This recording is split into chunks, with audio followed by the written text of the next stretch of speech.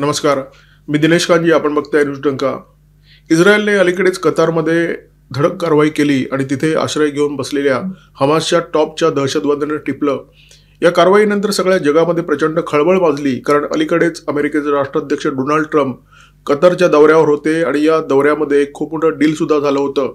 Qatar हा अमेरिकेचा मित्र आहे आणि अमेरिकेला विश्वासात न घेता इस्रायलने ही कारवाई केली असं म्हटलं जातं.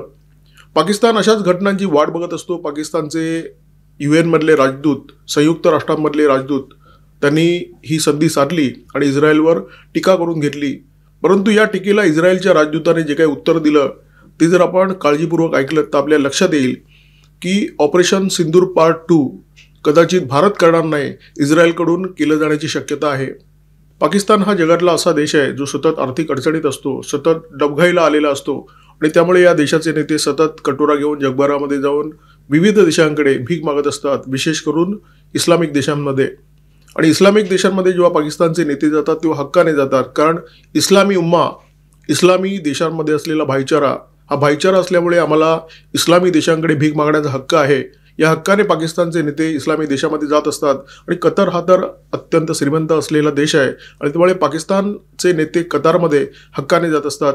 आता कतारचं जे मीठ पाकिस्तानने खाल्लेलं आहे, कतारचा जो पैसा पाकिस्तानने ओरपलेला आहे, त्या पैशाचा हक्क अदा करण्यासाठी जेव्हा अशा प्रकारची संधी येते तेव्हा पाकिस्तानचे नेते ती संधी हमखास साधतात आणि त्या देशाच्या बाजूने ठामपणे उभे राहतात. आणि जर समोर इस्रायल असला तर क्या बात है. अनप्रोवोक्ड अँड इलिगल ॲग्रेशन असं या हल्ल्याचं, म्हणजे इस्रायलने कतारवर केलेल्या हल्ल्याचं वर्णन पाकिस्तानचे संयुक्त राष्ट्रांमधले राजदूत असीम इफ्तिकार अहमद यांनी केलेलं आहे. त्यांनी असं म्हटलं की सतत अशा प्रकारचे हल्ले इस्रायलकडून होत असतात आणि त्यामुळे स्थानिक शांतता प्रचंड धोक्यामध्ये आलेली आहे आणि हा जो प्रांत आहे तो सतत खदखदत असतो, सतत अस्वस्थ असतो. या टीकेला उत्तर देताना डॅनी डेनन हे जे इस्रायलचे राजदूत आहेत त्यांनी अत्यंत तिखट आणि खरमरीत अशी भाषा वापरलेली आहे.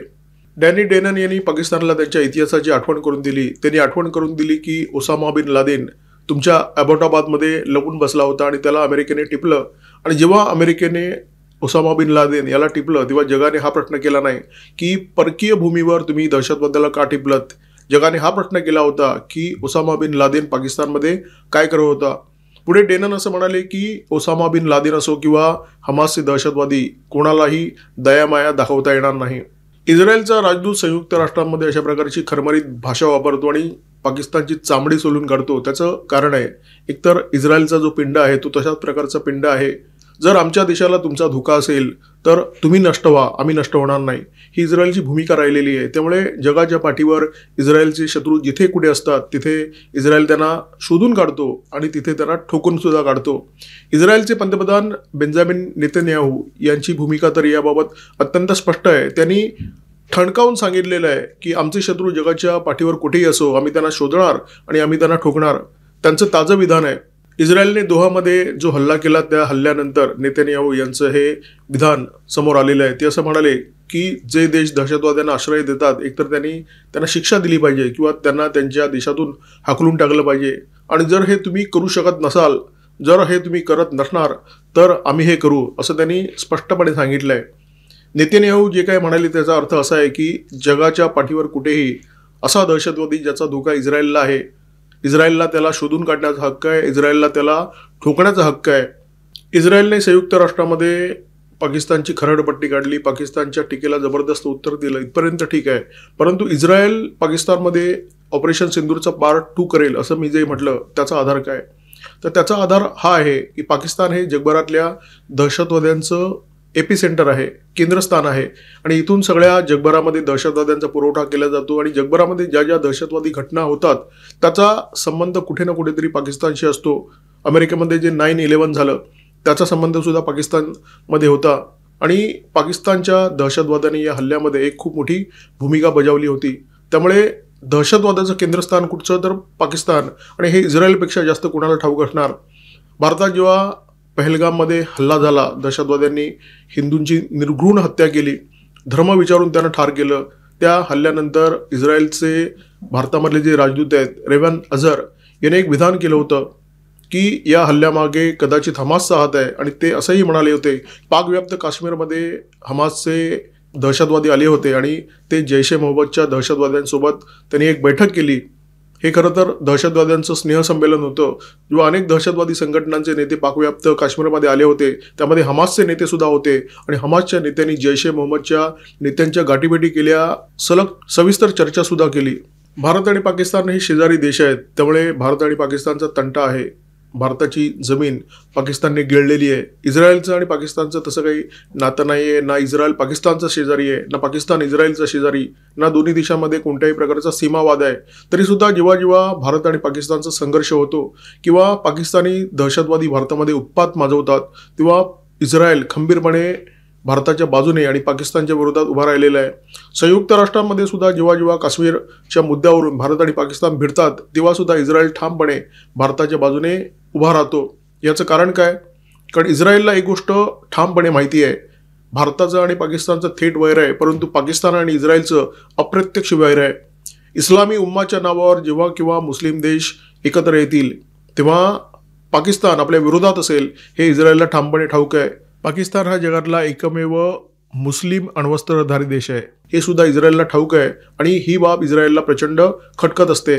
इस्रायलचे संयुक्त राष्ट्रांमधले राजदूत जेव्हा असं म्हणतात की दहशतवाद्यांना आश्रय देणारे जे देश आहेत, एकतर त्यांनी दहशतवाद्यांना देशाच्या बाहेर हाकलावं किंवा त्यांनी स्वतः तरी या दहशतवाद्यांना शिक्षा करावी. आता आपल्याला माहिती आहे की दहशतवाद हे पाकिस्तानचं परराष्ट्र धोरण आहे. दहशतवाद्यांना आश्रय देणं, त्यांना पोषणं, त्यांना मोठं करणं, त्यांना पूर्णपणे ताकद देणं, हे काम पाकिस्तान गेली अनेक दशकं करत आलेलं आहे. त्यामुळे डॅनी डेनन यांचं जे विधान आहे ते फक्त कतारच्या विरोधात नाही आहे, त्या मुस्लिम देशांच्या विरोधात नाही आहे जे हमासच्या दहशतवाद्यांना आश्रय देण्याचं काम करतात. त्या प्रत्येक देशाला आहे जो देश इस्लामी दहशतवाद्यांना पोषण्याचं काम करतो. आणि पाकिस्तान हा जगातला इस्लामी दहशतवाद्यांचा सगळ्यात मोठा पोशिंदा आहे. पाकिस्तानी राज्यकर्ते ज्या दहशतवाद्यांना बळ देतात, ज्या दहशतवाद्यांना मजबूत करण्याचं काम करतात, त्या दहशतवादी संघटना भारताच्या विरोधात युद्ध लढत असल्या तरी धोरणात्मकदृष्ट्या त्या इस्रायलच्या विरोधात आहेत, पॅलेस्टाईनच्या बाजूनी आहेत. आणि गाझामध्ये इस्रायल जेव्हा जेव्हा कारवाई करण्याचा प्रयत्न करतो, मग ती कारवाई दहशतवाद्यांच्या विरोधात जरी असली तरी पाकिस्तानचे हे दहशतवादी गाझामधल्या त्या हमासच्या दहशतवाद्यांच्या पाठीशी अत्यंत ठामपणे उभे असलेले दिसतात. नेतन्याहूंनी म्हटल्याप्रमाणे जे देश या दहशतवाद्यांना आश्रय देतात त्या देशांनी यांना एकतर बाहेर काढावं किंवा शिक्षा ठोठवावी. तर पाकिस्तानमध्ये जे दहशतवादी तुरुंगात आहेत ते सुद्धा मुलांना जन्म देत असतात, म्हणजे ते तुरुंगात, परंतु त्यांच्या बायका प्रेग्नंट होत असतात. अनेकदा आपण हे पाहिलेलं आहे. आणि याचं कारण आपल्याला माहिती आहे की तुरुंगात त्यांना पंचतारांकित व्यवस्था करून दिल्या जातात आणि त्याच्यामुळे हे दहशतवादी तुरुंगात सुद्धा अत्यंत मजेत असतात आणि तिथे सुद्धा अय्याशी करत असतात. पाकिस्तानमध्ये हे जे चित्र आहे ते चित्र पाहता नेतन्याहू जे काय म्हणतायत या दहशतवाद्यांना एकतर देशाबाहेर काढा किंवा शिक्षा ठोठवा, या दोन्ही गोष्टी पाकिस्तानमध्ये होताना दिसत नाही आहेत. आणि त्यामुळे भविष्यामध्ये जर कधी असं झालं की हमासचे दहशतवादी आणि जैश ए मोहम्मद सारख्या दहशतवादी संघटना ज्यांची मुळं पाकिस्तानमध्ये आहे, त्यांची काहीतरी साठगाठ आहे, त्या एकत्रपणे काहीतरी काम करतायत, हे जेव्हा इस्रायलच्या लक्षात येईल तेव्हा इस्रायल कोणाचाही मुलाहिजा न बाळगता पाकिस्तानला ठेचून काढेल. आणि भारताने जे केलं तेच इस्रायल करण्याची शक्यता आहे आणि ते फार लवकर होण्याची शक्यता आहे. कतारमध्ये इस्रायलने केलेल्या कारवाईनंतर जगात अनेकांच्या भुवया वक्र झाल्या, आश्चर्याने वक्र झाल्या आणि त्याचं कारण लक्षात घेण्याची गरज आहे. कतार हा असा देश आहे ज्याच्यामध्ये दहशतवादी थांबू शकतात आणि जिथे जाऊन अनेक देश दहशतवाद्यांशी वाटाघाटी करत असतात, चर्चा करत असतात आणि ही चर्चा करावी लागते. उदाहरणार्थ 7 ऑक्टोबर 2024 रोजी दहशतवाद्यांनी इस्रायलवर हल्ला केला, हमासच्या दहशतवाद्यांनी हल्ला केला आणि बऱ्याच जणांना त्यांनी ओलीस ठेवलं. आता या ओलिसांची सुटका करण्यासाठी या दहशतवाद्यांच्या नेत्यांची जर तुम्हाला वाटाघाटी करायची आहे तर तुम्ही कुठे करणार? तर वाटाघाटींचं जे स्थान आहे ते कतार आहे. त्यामुळे कतारमध्ये दहशतवाद्यांना येण्यास मुभा आहे आणि इतर देशाच्या नेत्यांना तिथे येऊन दहशतवाद्यांची वाटाघाटी करण्यास मुभा आहे. म्हणजे जगानेही अंडरस्टँडिंग केलेली आहे. म्हणजे हमासचे दहशतवादी येऊन कतारमध्ये थांबतात ही काही जगाच्या दृष्टीने आश्चर्यकारक बाब नाही आहे. कतारने जगाच्या राजकारणामध्ये स्वीकारलेली ही भूमिका आहे की आम्ही दहशतवाद्यांना आमच्याकडे ठेवणार, तुम्हाला जर चर्चा करायची असेल तर तुम्ही आमच्याकडे येऊन चर्चा करू शकता. आणि इस्रायलने सुद्धा ही जी कतारची भूमिका आहे ती हमासपुरती तरी मान्य केली होती. आणि त्याच्यामुळे अचानक इस्रायलने कतारमध्ये येऊन हमासच्या दहशतवाद्यांना टिपलं, त्याचं अनेकांना आश्चर्य वाटलं. अनेकांना याच्यासाठी सुद्धा आश्चर्य वाटलं की अलीकडेच डोनाल्ड ट्रम्प कतारच्या दौऱ्यावर होते मे महिन्यामध्ये आणि कतारमध्ये अमेरिकेचा लष्करी तळ आहे. जिथे हल्ला झाला ते ठिकाण अमेरिकेच्या लष्करी तळापासून 30-35 किलोमीटर अंतरावर आहे. त्याच्यामुळे अमेरिकेला लक्षात न येता, अमेरिकेच्या लष्करी तळाला लक्षात न येता इस्रायलची विमानं कतारपर्यंत जातात, तिथे हल्ला करतात, हमासच्या दहशतवाद्यांना टिपतात आणि परत येतात. ही गोष्ट अनेकांच्या पचनी पडत नाहीये. अनेकांना असं वाटतं की ही कतार, अमेरिका आणि इस्रायल यांची मिलीभगत आहे, म्हणजे अंडरस्टँडिंग आहे. कतारला त्या दहशतवाद्यांना यमसदनी किंवा अल्लाच्या घरी पोचवायचं होतं आणि त्याच्यामुळे कतारने इस्रायलच्या कानामध्ये ही माहिती दिली आणि नंतर इस्रायलनेही कारवाई केली. उघडपणे इस्रायलच्या विरोधात थैथयाट करणारे, जाहीरपणे इस्रायलवर टीका करणारे जगातले असे अनेक मुस्लिम देश आहेत जे मागील दाराने इस्रायलशी संबंध ठेवून असतात, इस्रायलच्या नेत्यांशी ज्यांचा सतत संवाद असतो आणि इस्रायलशी त्यांनी एक संबंध निर्माण केलेले आहेत. इस्लामिक जगताची एकेकाळी इस्रायलच्या विरोधात जी भूमिका होती ती भूमिका आता राहिलेली नाही आहे. ही भूमिका बरीचशी मावळ झालेली आहे आणि यातल्या अनेक मुस्लिम देशांशी इस्रायलचे अत्यंत घट्ट असे संबंध निर्माण झालेले आहेत. त्यामुळे आता प्रश्न हा निर्माण झालेला आहे, कालपर्यंत दहशतवाद्यांशी जर तुम्हाला बोलायचं आहे, त्यांच्याशी वाटाघाटी करायची आहेत, तर तुम्हाला एक ठिकाण होतं. तुम्ही दोहामध्ये जा, दहशतवाद्यांशी वाटाघाटी करा, चर्चा करा आणि विषय संपवा. परंतु आता ते ठिकाण शिल्लक राहिलेलं नाही, कारण इस्रायलने कतारमध्ये जो हल्ला केला आहे त्याच्यानंतर कतारची ही जी ओळख आहे की बाबा इथे तुम्ही दहशतवाद्यांशी वाटाघाटी करू शकता, चर्चा करू शकता, ती आता संपुष्टात आणलेली आहे. इस्रायलने स्वतःच संपुष्टात आणलेली आहे, कदाचित कतारने सुद्धा स्वतःच संपुष्टात आणलेली आहे. त्यामुळे याच्या पुढे जर दहशतवाद्यांना आश्रयस्थान शोधायचं असेल तर दहशतवादी कुठे शोधतील? उघडपणे नाही, पण चुरून चुरून जर त्यांना कुठे जायचं असेल, आश्रय घ्यायचा असेल, तर ते ठिकाण कोणतं असू शकतं, तो देश कोणता असू शकतो? तर कदाचित यमन असू शकतं, कदाचित सिरिया असू शकतो आणि कदाचित पाकिस्तान सुद्धा असू शकतो. आणि पाकिस्तान हा तसा दहशतवाद्यांच्या दृष्टीने सोयीचा आहे, कारण पाकिस्तानला अमेरिकेचा आशीर्वाद आहेत, पाकिस्तानला चीनचे सुद्धा आशीर्वाद आहेत. त्यामुळे दहशतवादी कदाचित लपण्यासाठी किंवा आश्रय घेण्यासाठी पाकिस्तानकडे आशेने बघू शकतात. आणि पाकिस्तानच्या नेत्यांचं काय, त्यांना जर भरभरून पैसे मिळाले तर पाकिस्तानचे नेते वाटेल ते करायला तयार होतात.